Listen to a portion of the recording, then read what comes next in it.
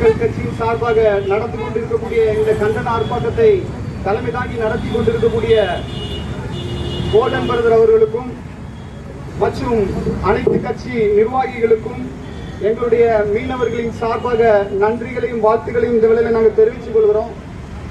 என்ன ஒண்ணு அப்படின்னா, இதுக்கு முன்னால பேசினவங்க பல வரலாறுகளை பேசியிருக்காங்க, நடந்த சம்பவங்களை பேசியிருக்காங்க. கொஞ்சம் கவனமா கேட்டுக்காங்க. நாங்க எங்களுடைய வழிகளை இந்த இடத்துல நாங்க பதிவு செய்ய வந்திருக்கோம். எங்களுடைய வழிகள் அடிக்கப்பட்டிருக்காங்க, அனாதையாக்கப்பட்டிருக்காங்க. ஒரு 1-2 ஆண்டுகளாக இல்ல, சுமார் 45-50 ஆண்டுகளாக தொடர்ந்து மீனவர்கள் மீளா துயரத்தில் என்ன செஞ்சுக்கிட்டு இருக்கோம், இருந்துகிட்டு இருக்கோம். இந்த கச்சத்தீவை தாரவாத்து கொடுத்த நாள்ல இருந்து இன்றைக்கு வரைக்கும் எங்களுடைய மீனவர்கள் பெரும் துயரத்துல என்ன செஞ்சிருக்காங்க, இருக்காங்க. இந்த கச்சத்தீவை மீட்க முடியாதா? இதை நம்ம யாருக்கிட்ட போய் இந்த கோரிக்கை வைக்கிறது? இன்றைக்கு இந்த கண்டன ஆர்ப்பாட்டம் நடக்கு, தேர்தல் வந்தா இப்படிப்பட்ட கண்டன ஆர்ப்பாட்டங்கள் என்ன செய்யுது நடக்கு. தேர்தல் எலெக்ஷன் வந்தா நம்ம என்ன செய்யறோம், கச்சத்தீவை மீட்கணும்னு பேசுறோம். ஆனா யாருக்கிட்ட போய் இந்த கோரிக்கை வைக்கிறது? மத்திய அரசு நம்மளுக்கு மீட்டு தராது. ஒன்றிய அரசு, மோடி அரசு இந்த கச்சத்தீவை மீனவர்களுக்கு மீட்டு கொடுக்காது. ஏன்னா அது தமிழக மீனவர்களை பழிவாங்கக்கூடிய ஒரே நோக்கத்தோடு கூட இந்த மத்திய மோடி அரசு செயல்பட்டு வந்து கொண்டிருக்கிறது. அப்போ மாநில அரசு நம்மளுக்கு இந்த கச்சத்தீவை மீட்டு தந்துருமா? அது இப்ப உள்ள மாநில கட்சியா இருக்கட்டும், இல்லனா இதுக்கு முன்னால இருந்த மாநில கட்சியா இருக்கட்டும், இனி வரப்போகக்கூடிய மாநில கட்சியா இருக்கட்டும், எந்த ஒரு மாநில கட்சியும் நமக்கு இந்த கச்சத்தீவை மீட்டு தராது. அது சாத்தியமற்ற ஒரு காரியம். ஏன்னா இப்ப இருக்கக்கூடிய மீன்வளத்துறை அமைச்சர் இப்போ இருக்கக்கூடிய இந்த 5-4 ஆண்டு காலமாக கூட என்ன செய்யல,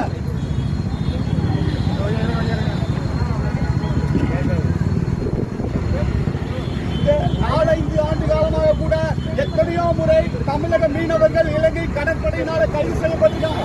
ஆனா ஒரு முறை கூட இந்த மீன்வளத்துறை, தமிழகத்தில் இருக்கக்கூடிய தமிழக மீன்வளத்துறை அமைச்சர் ஒரு கண்டன குரலை கூட எழுப்ப திராணி இல்லாத ஒரு மீன்வளத்துறை அமைச்சரை நாம் இங்கு சந்தித்துக் கொண்டிருக்கக்கூடிய. ஏன்னா பல ஆண்டுகளாக தொடர்ந்து மீனவர்கள் கைது செய்யப்படுறாங்க, மீனவர்கள் அடிக்கப்படுறாங்க. கொஞ்ச நாளைக்கு முன்னால கூட ஒரு வீடியோ வைரல் ஆச்சு. சாக்கடை பக்கத்துல எங்களுடைய மீனவர்களை படுக்க வச்சிருக்காங்க.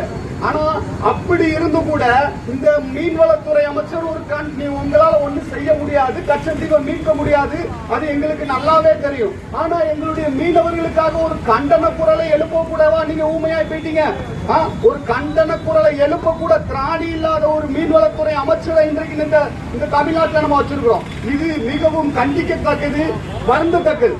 ஆனா இப்படிப்பட்ட இந்த கண்டன ஆர்ப்பாட்டங்களை நம்ம தொடர்ந்து நடத்துறதுனால நம்மளுக்கு என்ன ஒரு பிரயோஜனம்? நம்ம இந்த கோரிக்கைகளை நம்ம யாருக்கிட்ட வைக்க போறோம்?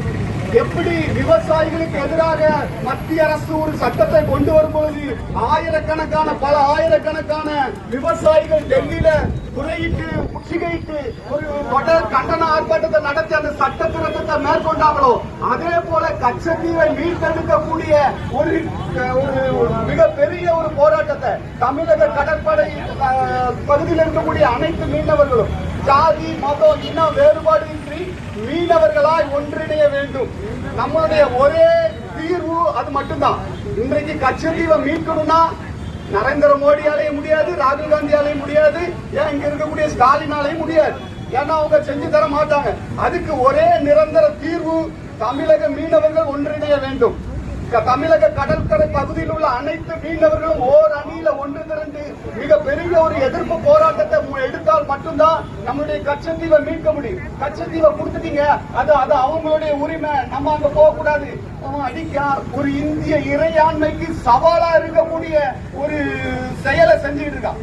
இன்னைக்கு ஒரு தேசிய கொடிய ஒரு சாக்கடையில போட்டா விட்டுருவோமா?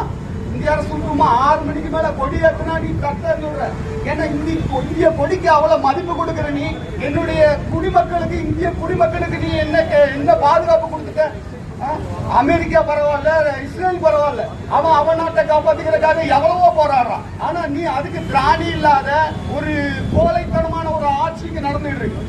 மிஞ்சி போன ஒரு நம்ம கிட்ட போட்டி போட தகுதி இல்லாத ஒரு அரசு, பஞ்சத்தில் அடிபட்டு கிடக்கக்கூடிய இந்த இலங்கை அரசுக்கு நீங்க கோடிக்கணக்கில் தாரவாத்து கொடுக்கீங்க.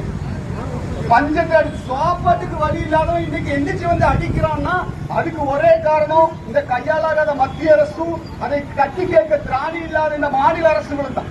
இதை உடனடியா தட்டி கேட்கணும்னா திருப்பி சொல்றேன், அது இங்க இருக்கக்கூடிய அரசியல் கட்சி தலைவர்களா இருந்தாலும் சரி, இந்த கண்டன முழக்க ஆர்ப்பாட்டத்தை முன்னெடுத்து நடத்தக்கூடிய தமிழக மீனவ மக்கள் கட்சியாக இருந்தாலும் சரி, இனி அடுத்து நடக்கக்கூடிய ஒவ்வொரு காரியங்களையும் தமிழக மீனவர்களை நீங்க உட்கார வைங்க.